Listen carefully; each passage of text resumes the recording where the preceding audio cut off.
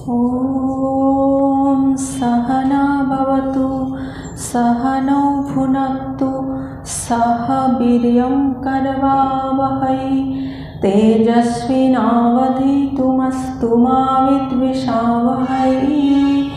ॐ शान्ति शान्ति शान्तिः। ॐ असतो मा सद्गमय तमसो मा ज्योतिर्गमय मृत्योर्मामृतं गमय। ॐ शान्ति शान्ति शान्तिः।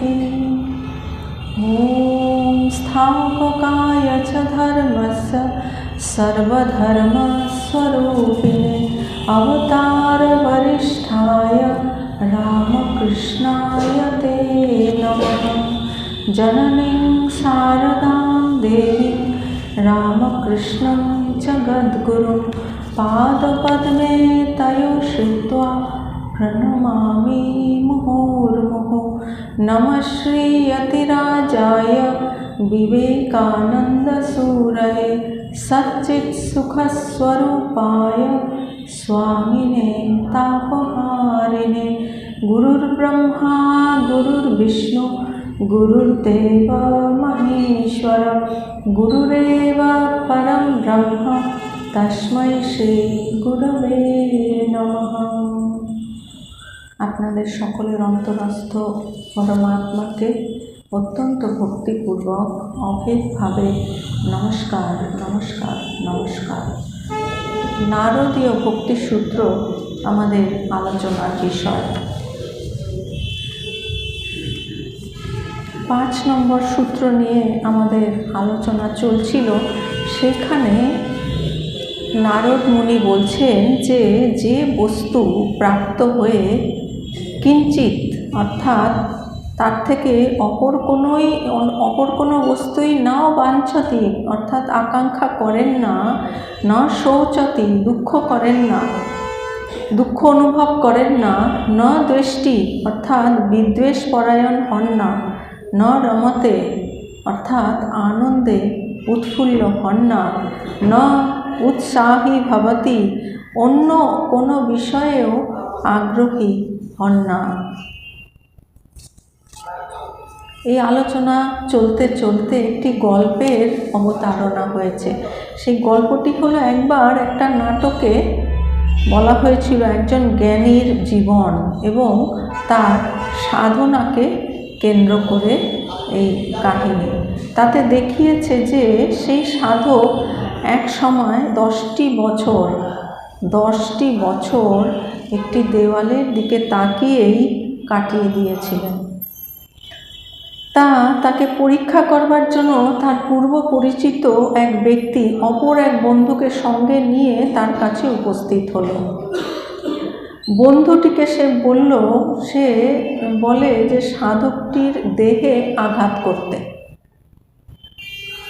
কি প্রতিক্রিয়া হয় সেটি দেখবার জন্য। সে তো এক দৃষ্টে দেওয়ালের দিকে তাকিয়েই রয়েছে, তার কোনো ক্রিয়া প্রতিক্রিয়া নেই। তার শরীরে আঘাত করে দেখা যাক কি প্রতিক্রিয়া হয়, কিন্তু কোনো প্রতিক্রিয়াই তার হলো না। তাকে আঘাত করা হলো, তার দিক থেকে কোনো প্রতিক্রিয়া নেই। বন্ধুটি তখন ওই ব্যক্তিকে বলল, তুমি চেষ্টা করে দেখো, আবার চেষ্টা করে দেখো, তুমিও আঘাত করো। অর্থাৎ অপর বন্ধুও আঘাত করবে, সেও আঘাত করল, কিন্তু কোনো সাড়া নেই, তখনও কোনো সাড়া নেই। প্রথম ব্যক্তি বলল, আরও জোরে আঘাত করো, আরও জোরে আঘাত করো। অতএব দুজনেই তাদের সর্বশক্তি দিয়ে উপর্যুপরি সাধককে আঘাত করল, কিন্তু তাদের আঘাতের শব্দই সার হলো। তার দিক থেকে কিন্তু কোনো সাড়া মিলল না, সাধকের দিক থেকে কোনো প্রতিক্রিয়া দেখা গেল না। অবশেষে অনেক পরে যখন তার সম্বিত ফিরল, তিনি বললেন, আমি অন্ধও না, বধিরও না, আমি জড় নই, কিন্তু আমি প্রজ্ঞার আলোক লাভ করেছি। এজন্য প্রজ্ঞাবান ব্যক্তিকে যাচাই করবার কেমন বুদ্ধি আমাদের, এটা আক্ষেপ করে বলছেন। কেমন মানসিকতা, একজন প্রজ্ঞাবান ব্যক্তি, একজন সাধক, তাকে পরীক্ষা করবার এটা কি একটা পন্থা? এটা কি সঠিক পন্থা? এই জাতীয় পরীক্ষায় আপনারা কজন সম্মত হবেন? ধরুন আপনি যদি সাধক হন, অথবা আপনার সম্মুখে যদি কোনো সাধক থাকেন, তাকে পরীক্ষা করবার জন্য যদি এইরকম পন্থা বেছে নেওয়া হয়, তাহলে সেটা কি আমাদের কাম্য হবে? আমরা কি এটাকে সমর্থন করতে পারবো? করা উচিত না। প্রকৃতপক্ষে একজন জ্ঞানীর প্রতিক্রিয়া কোনোভাবেই একজন অজ্ঞানীর সঙ্গে তুলনীয় হতে পারে না। জ্ঞানী, তিনি জ্ঞানে প্রতিষ্ঠিত, তিনি সর্বদাই সেই নিজস্বরূপ, আত্মস্বরূপ, সেই ঈশ্বরের সঙ্গে একীভূত। আর একজন অজ্ঞানী, তিনি এই জগৎ সংসারের জড় বস্তুকেই আপনার বলে মনে করেছেন। একজন যিনি চেতন বস্তু, যিনি সর্বশ্রেষ্ঠ তত্ত্ব, তাতে স্থিত, আর অপর আরেকজন এই বিশ্ব জগতের যে জড় পদার্থ, তাতে আসক্ত। তাহলে কি করে দুজনের মধ্যে মিল হবে? একজন জ্ঞানী এবং অজ্ঞানীর সঙ্গে কখনোই কিন্তু তুলনা হতে পারে না। তবে তার নিজের মধ্যে অপূর্ণতা নেই বলে তিনি অপরের অপূর্ণতা দেখতে পান না, তা নয়। যিনি জ্ঞানী, তিনি তো আত্মার সংস্পর্শে এসে, ঈশ্বরের সংস্পর্শে এসে, ঈশ্বরের সঙ্গে একীভূত হয়ে ঈশ্বরের প্রেমে নিজেকে পূর্ণ করে ফেলেছেন। তাই বলে জগতের অপূর্ণতা তিনি দেখতে পান না, তা কিন্তু নয়। কিন্তু যখন তিনি তা দেখেন, তার প্রতিক্রিয়া হচ্ছে কিভাবে তা সংশোধন করে তাকে পূর্ণতার দিকে নিয়ে যাওয়া যায়। তিনি যখন দেখছেন একজন দুঃখী মানুষ, একজন কষ্ট পাচ্ছে, তখন তিনি তার অপূর্ণতাটা দেখতে পাচ্ছেন। দেখতে পেয়ে তাকে কিভাবে সাহায্য করা যায়, অপূর্ণতা থেকে তাকে কিভাবে পূর্ণের দিকে নিয়ে যাওয়া যায়, সেই বিষয়ে তিনি কিন্তু সচেষ্ট থাকেন। তিনি ওই বিষয়েই কিন্তু কৃপাপরায়ণ হয়ে থাকেন। তার নিজের তো সবই পাওয়া হয়ে গিয়েছে, তাই না? যিনি জ্ঞানী, যিনি সেই প্রেমিক সাধু, যিনি সেই প্রেমিক সাধক, তার তো ঈশ্বর সংস্পর্শে এসে সব পাওয়া হয়েই গেছে, তার আর পাওয়ার অবশিষ্ট কিছু নেই। কিন্তু এখন তার একটাই চিন্তা যে যারা এই আনন্দে বঞ্চিত, তাদের কিভাবে সাহায্য করবে। তিনি তো নিজে আনন্দে পূর্ণ হয়ে গেছেন, আর বাকি যারা দুঃখে আছে তারা কিভাবে এই আনন্দ পাবেন, সেই চিন্তায় তিনি মগ্ন। সেই জন্যে তার মন, তার হৃদয় ব্যাকুল। একমাত্র তখনই তিনি আবার কর্মক্ষেত্রে নেমে আসেন, যে এই যে জগতের মানুষগুলো এত কষ্টে রয়েছে, এত কষ্ট পাচ্ছে, কি করে এদেরকে কল্যাণের পথে নিয়ে যাওয়া যায়, আনন্দের পথে নিয়ে যাওয়া যায়, দুঃখী মানুষকে কি করে একটু আনন্দ দেওয়া যায়, কি করে একটু সুখ দেওয়া যায়। এটাই হচ্ছে তার কর্মের প্রেরণা। এই প্রেরণার জন্যেই তিনি কর্মক্ষেত্রে নেমে আসেন। তার দিক থেকে সে কর্ম কিন্তু তখন অকর্ম। কর্ম কত রকম আছে, গীতাতে ভগবান বলেছেন কর্ম, অকর্ম, বিকর্ম। তো এই যে কর্ম করতে করতে তিনি যে কর্ম করছেন এই বোধ নেই তার, অর্থাৎ তার মধ্যে কোনো কর্তৃত্ব ভাব নেই, আমি করছি, এই কর্তৃত্ব ভাব নেই। সেই কর্মটা কিন্তু তখন আর কর্ম থাকে না, সেটি হয়ে যায় অকর্ম। তো এইরকম যিনি সাধক, যিনি নিজে পূর্ণ হয়ে সেই ঈশ্বর আনন্দ অনুভব করেছেন, সেই পরম প্রেম অনুভব করেছেন, তিনি তো পূর্ণ হয়েই আছেন। কিন্তু জগতের দুঃখ দেখে তিনি তাদেরকে একটু আনন্দ দেবার জন্য কর্মে নেমে পড়েছেন। সেই কর্মটা কিন্তু আর সেই সো কল্ড কর্ম নয়, সেই কর্মটি হয়ে গেছে অকর্ম।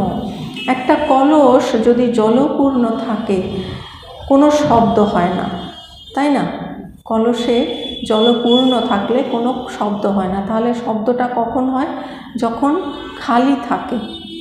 সেই রকম দেখবেন যারা জ্ঞানী গুণী মানুষ, তারা গুণের ভারে তাদের মধ্যে কোনো শব্দ প্রতিক্রিয়া দেখা যায় না, কিন্তু যেখানেই রয়েছে অপূর্ণতা, যেখানে রয়েছে খালি, দেখবেন সেখানেই কিন্তু তারা নিজেদের জাহির করতে, নিজের খ্যাতি প্রচার করতে তারাই কিন্তু আগ্রহী হয়ে থাকে।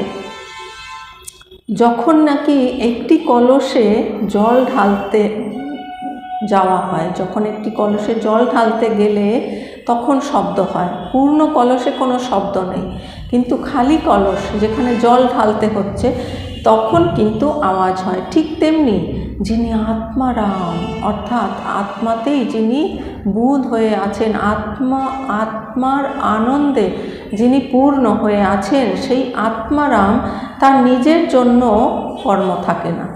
কর্ম কেন করা হয়? ভগবান শঙ্করাচার্যের যে বিখ্যাত ইকুয়েশন আছে, অবিদ্যা কাম ও কর্ম।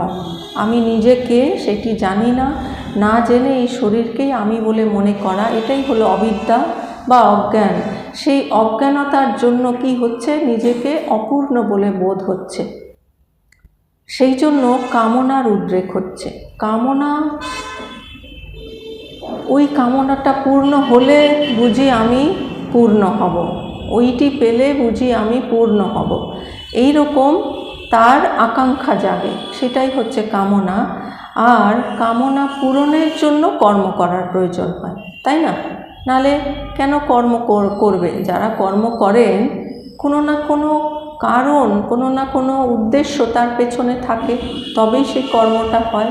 এখন যিনি পূর্ণ কাম হয়ে গেছেন, যিনি ঈশ্বরকে অনুভব করে ঈশ্বরের সঙ্গে একীভূত হয়ে গেছেন, ঈশ্বর প্রেমে তিনি মশগুল হয়ে আছেন, তার আর কি কর্মের প্রয়োজন? তিনি তো পূর্ণ হয়েই আছেন, নতুন কিছু পাবার আর তার নেই।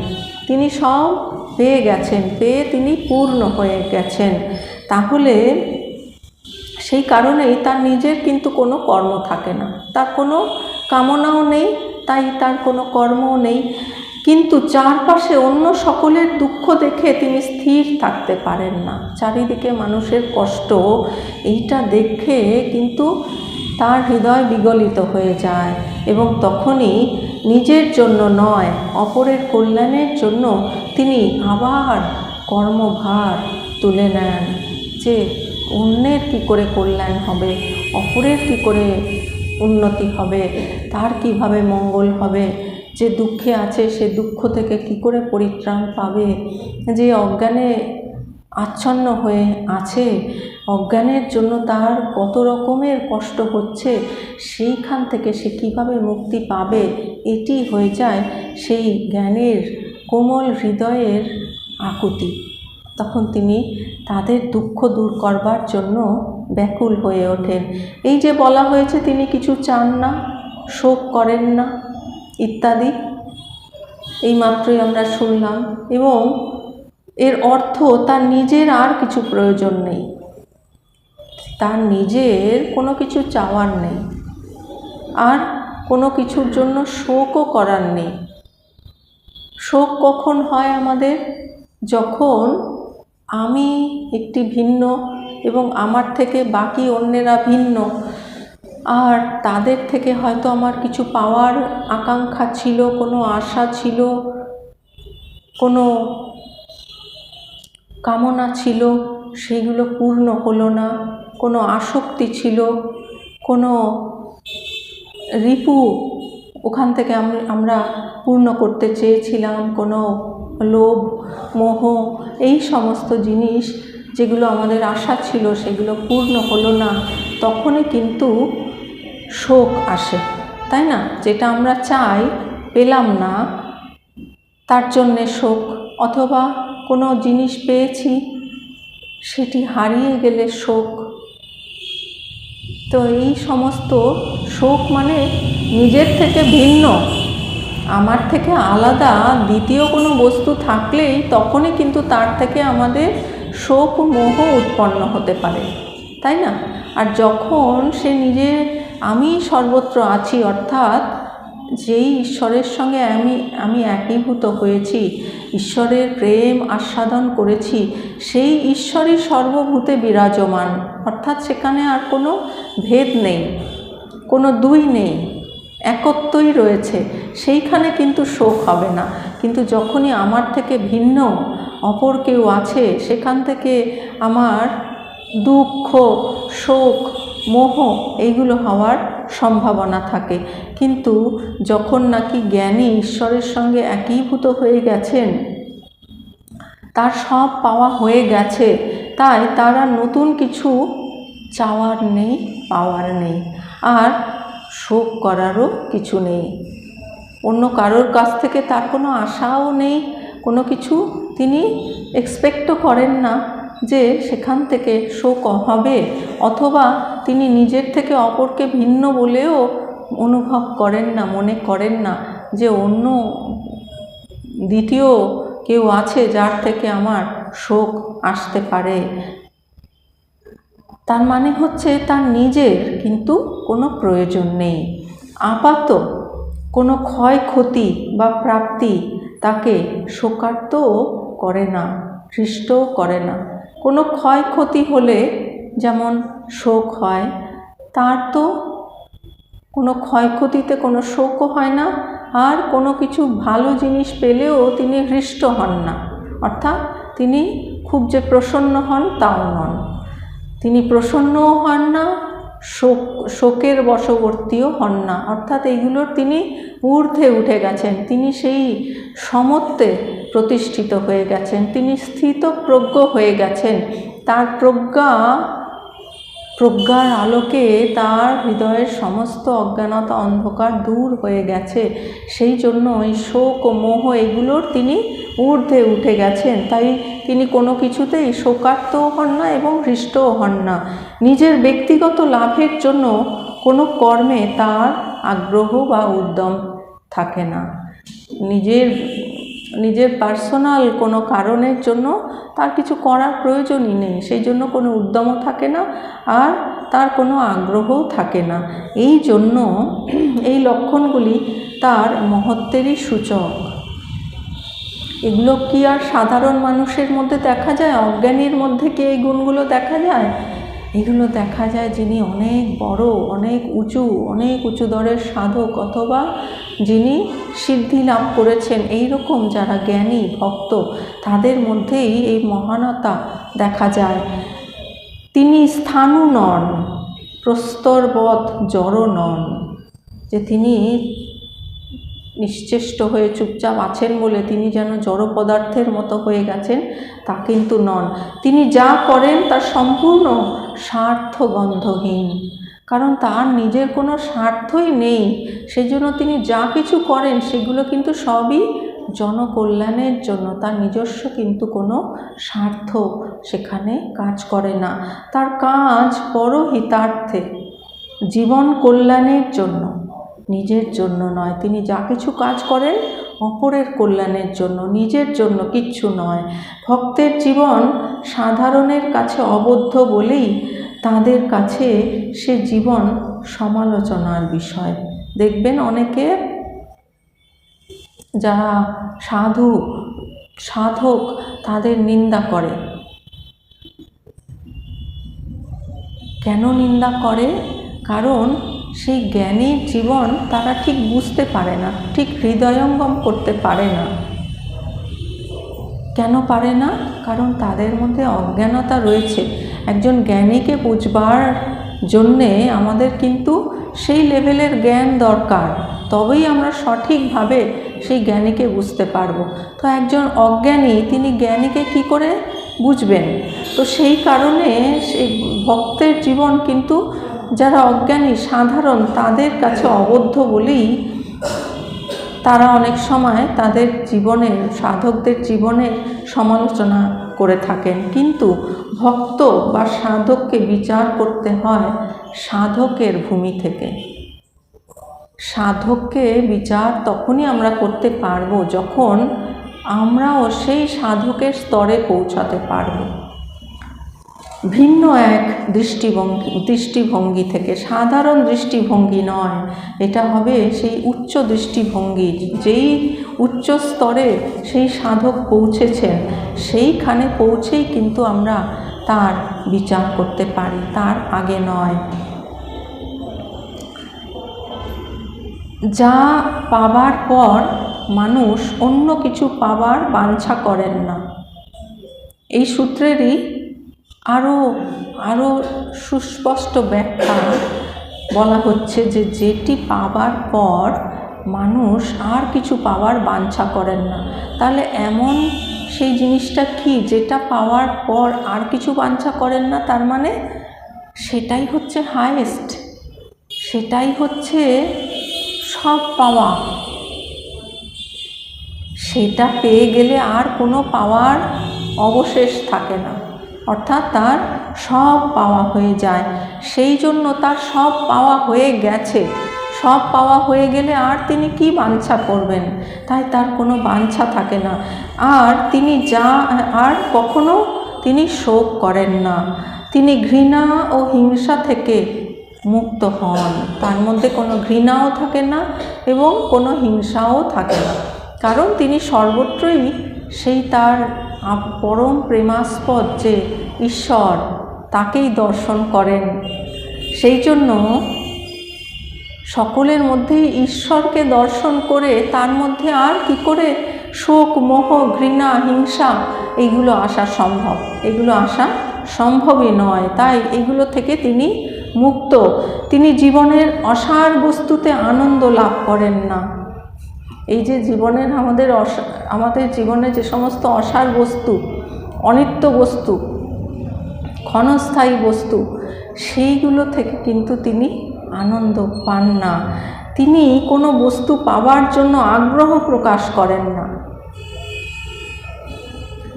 যে ওইটি আমাদের জিনিস পাওয়ার জন্য আগ্রহ কেন হয়? ওইটি পেলে বুঝি আমি পূর্ণ হব, এই জন্য আগ্রহ হয়।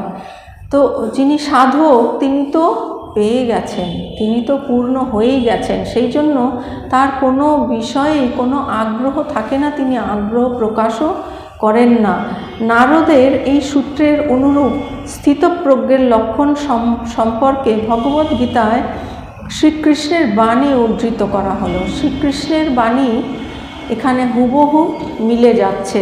দ্বিতীয় অধ্যায়ে যে স্থিতপ্রজ্ঞের লক্ষণ ভগবান শ্রীকৃষ্ণ বলেছেন, তার সঙ্গে দেখুন কীরকম মিল। যে আত্মজ্ঞানামৃত রস লাভে তৃপ্ত হয়ে যোগী যখন দুঃখদায়ক অন্তর্নিহিত বাসনাদি ত্যাগ করেন, তখন তিনি স্থিতপ্রজ্ঞ বলে উক্ত হন। আত্মার জ্ঞান, আর সেই আত্মজ্ঞানটা কীরকম? সেটা হচ্ছে অমৃত, অর্থাৎ যেটা মৃত্যুকে অতিক্রম করে, সেই রকম হচ্ছে এই আত্মজ্ঞান, এত শক্তিশালী। সেই জ্ঞান লাভ করে তৃপ্ত হয়ে গেছেন তিনি। কে? সেই যোগী বা সাধক। যখন তিনি সেইটি পেট তৃপ্ত হয়ে গেছেন, তখন দুঃখদায়ক অন্তর্নিহিত তার কোনো বাসনাও থাকে না, তিনি সেগুলো সব ত্যাগ করেন। প্রজহাতি যদা কামান সর্বান পার্থ মনোগতান আত্মন্যেবাত্মনস্তুষ্ট স্থিতপ্রজ্ঞস্তদোচ্যতে। তো তিনি সেই সমস্ত বাসনা তিনি ত্যাগ করেন, কারণ ওইগুলো সব অনিত্য, এটি তিনি বুঝে গেছেন। আর সমস্ত বাসনা ত্যাগ করে তিনি আত্মজ্ঞান রূপ অমৃতের আস্বাদন করেছেন। তিনি তাতে তৃপ্ত হয়ে তিনি স্থিতপ্রজ্ঞ হয়ে গেছেন। তার প্রজ্ঞা আর কিন্তু টলমল হয় না, প্রজ্ঞাতে তিনি স্থিত, ফার্ম হয়ে গেছেন। সেখান থেকে আর তার কোনো বিক্ষেপ হওয়ার সম্ভাবনা থাকে না। যে মুনি দুঃখে বিচলিত হন না, সুখের জন্য লালায়িত হন না, যিনি আসক্তি, ভয় ও ক্রোধ রহিত, সেই মুনিকেই স্থিতপ্রজ্ঞ বলা হয়। দুঃখেষানুদ্বিগ্ন মনঃ সুখেষু বিগত স্পৃহ বীতরাগ ভয় ক্রোধ স্থিতধীর মুনিরুচ্যতে। দুঃখে অনুদ্বিগ্ন মনা, দুঃখে যিনি উদ্বিগ্ন হন না। আমাদের কি হয়, দুঃখ এলেই যেন আমরা একেবারে ব্যাকুল হয়ে পড়ি, কিন্তু জ্ঞানী তিনি কিন্তু দুঃখে বিচলিত হন না। আর সুখে বিগত স্পৃহা, সুখও তিনি আকাঙ্ক্ষা করে না, সুখের প্রতিও তার কোনো স্পৃহা নেই। আমরা কি চাই? সুখ, আমাদের জীবনে সুখ আসুক, দুঃখ যেন না আসে, কিন্তু তা কিন্তু হবার নয়। সুখ এলেই তার পেছনে দুঃখ লাইন দিয়ে দাঁড়িয়ে আছে, তাই তো? তো শুধুই সুখ শুধুই দুঃখ এরকম মনুষ্য জীবনে খুব কম দেখা যায়। সুখ এবং দুঃখ দুটোই কিন্তু আসে। স্বামী বিবেকানন্দ বলেছেন যে এই সেই সংসার জলধি দুঃখ সুখ করে আবর্তন। এই সংসার জলধি, এই সংসার সাগর, এখানে সুখ দুঃখ আবর্তিত হচ্ছে, আবর্তন করে, এই জন্যই এটা সংসার। তো যিনি স্থিতপ্রজ্ঞ, তিনি এই সংসারের স্বরূপটি বুঝে ফেলেছেন, তিনি জেনে ফেলেছেন, তার অনুভব হয়ে গেছে। সেই জন্য তিনি দুঃখে বিচলিত হন না। কেন হন না? কারণ এটাও তো ক্ষণস্থায়ী, একটু পরেই এই দুঃখটা আর থাকবে না। সেই জন্য তাতে বিচলিত হওয়ার কোনো দরকার নেই, এটা আপনিই চলে যাবে, স্বভাবতই চলে যাবে। আর সুখেষু বিগত স্পৃহা, অর্থাৎ সুখটাও তিনি আকাঙ্ক্ষা করেন না। কেন করেন না? কারণ সুখটাও তো সেই রকমই অনিত্য, এটাও তো চিরস্থায়ী নয়, এটাও তো বদলে যাবে, সেই জন্য সেটিও তিনি আকাঙ্ক্ষা করেন না। আর তিনি আসক্তি, ভয় ও ক্রোধ রহিত, এইরকম যিনি মুনি, তিনি হচ্ছেন স্থিতপ্রজ্ঞ, যিনি সকল বিষয়, বস্তু ও ব্যক্তিতে আসক্তি বর্জিত। আমাদের কি হয় জানেন, কোনো ব্যক্তি, বস্তু, পরিস্থিতি যেটা আমাদের ভালো লাগে, আমরা আমাদের নিজেদের অজান্তেই যেন কখন আসক্ত হয়ে পড়ি। সেটা বোঝা যায় কখন? যখন সে দূরে চলে যায়, তখন আমাদের কষ্ট হয়। কষ্টটা কেন হয়? ওই আসক্তির জন্য। কখন যে আমরা মোহগ্রস্ত হয়ে গেছি, কখন যে আমরা আসক্ত হয়ে গেছি, আমরাই জানি না। কিন্তু যিনি স্থিতপ্রজ্ঞ, তিনি কিন্তু কোনো বস্তুতেই আসক্তি তার থাকে না। প্রিয় বিষয় উপস্থিত হলে তিনি আনন্দিত হন না, আর অপ্রিয় বস্তু উপস্থিত হলেও তিনি কিন্তু দুঃখিত হন না। কারণ তিনি জানেন, তার জ্ঞান এই বিষয়ে দৃঢ় যে অপ্রিয় বস্তু এটাও ক্ষণস্থায়ী, আর প্রিয় বস্তু ওটাও ক্ষণস্থায়ী। অপ্রিয় বস্তু যেমন থাকবে না চিরদিন, আর প্রিয় বস্তুটাও কিন্তু চিরদিন থাকবে না। এই সমস্ত কিছুই হচ্ছে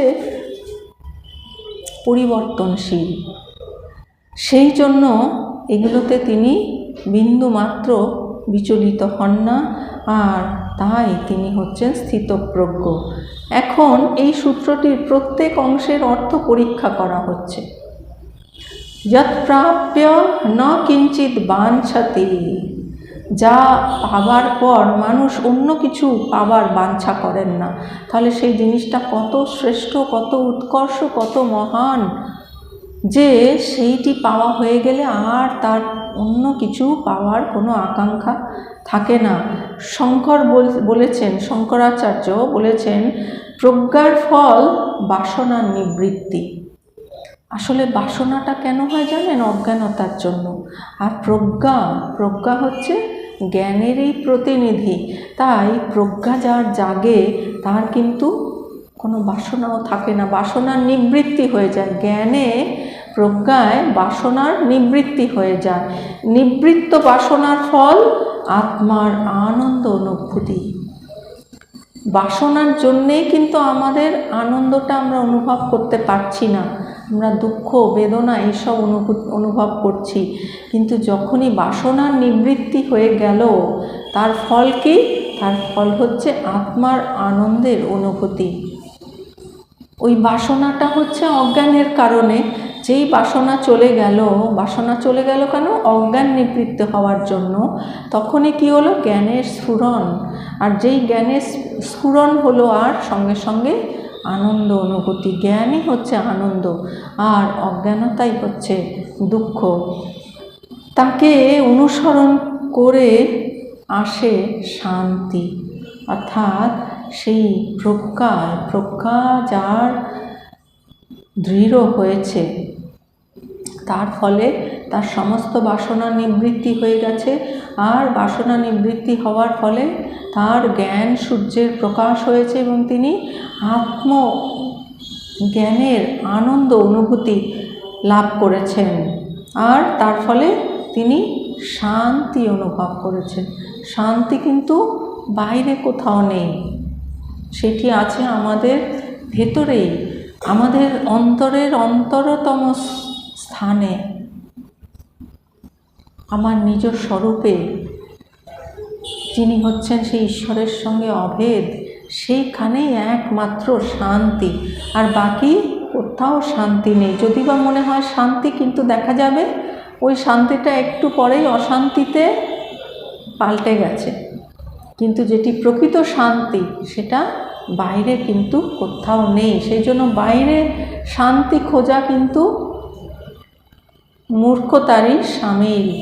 সীমাবদ্ধ অবস্থা ও অপূর্ণতা বোধ থেকে উদ্ভূত হয় বাসনা। বাসনা কি করে আসে?